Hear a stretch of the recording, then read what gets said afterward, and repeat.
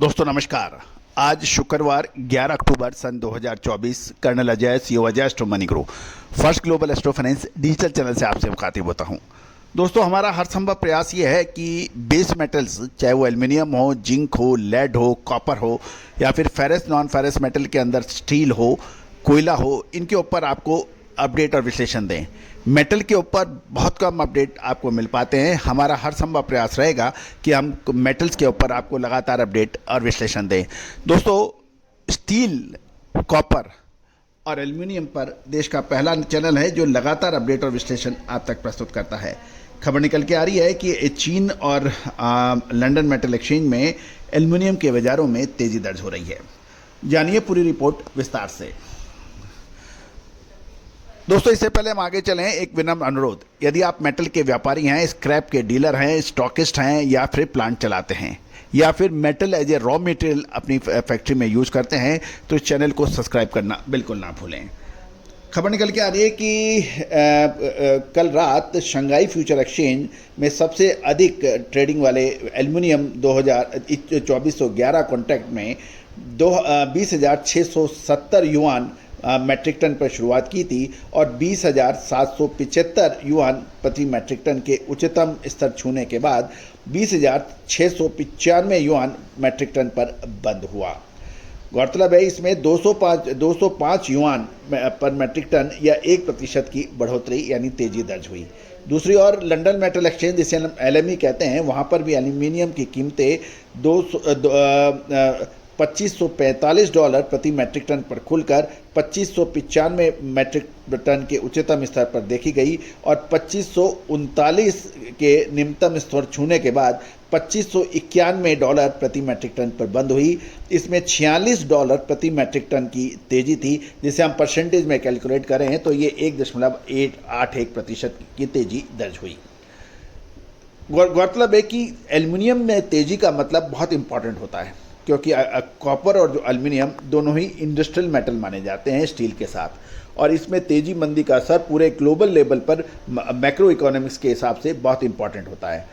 गौरतलब है कि ये आर्थिक जो यदि मोटे तौर पे देखा जाए तो ग्लोबल इकोनॉमी की बेहतरी इसका समर्थन इसको मिल रहा है यदि हम मोटे तौर पर देखा जाए।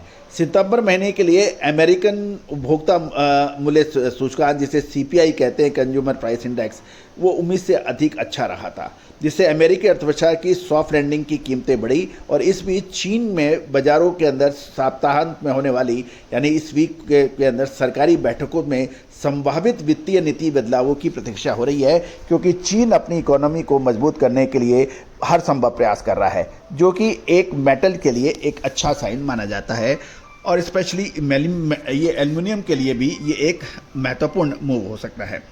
दूसरी ओर यदि हम सप्लाई पक्ष में देखें तो युआन प्रांत चाइना में उत्पादन की कटौती की चिंताएं अब कम हो गई है तथा नई और पुरानी शुरू हुई उत्पादन क्षमता को घरेलू सप्लाई बढ़ा रही है।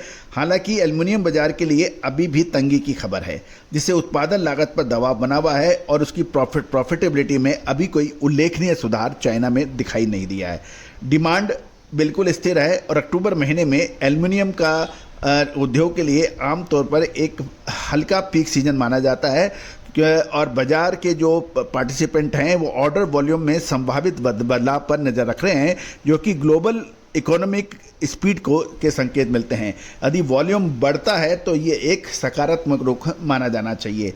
दूसरी ओर सप्लाई एंड डिमांड के संतुलन और प्राइस प्रेशर के ध्यान में रखते हुए एल्युमिनियम की कीमतों में शॉर्ट टर्म अवधि के अंदर एक पॉजिटिव मूवमेंट रहने की उम्मीद लगाई जा रही है।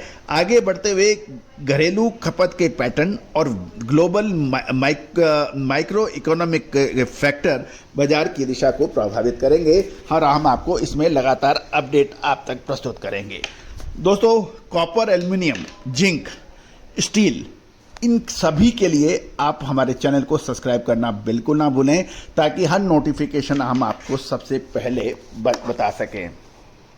कल 10 तारीख को यदि हम भारतीय स्पॉट मार्केट में एल्युमिनियम की प्राइस देखें तो पुर्जा IS 174 से 191, बर्तन 191 से 210, वायर स्क्रैप एल्युमिनियम 218 से 240, इनगट V एल्युमिनियम 237 से 261 और रॉड वी 258 से 284 रुपये के भाव देखे गए थे।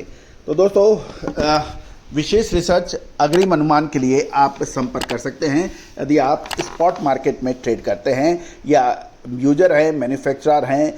All the very best, good luck, happy trading.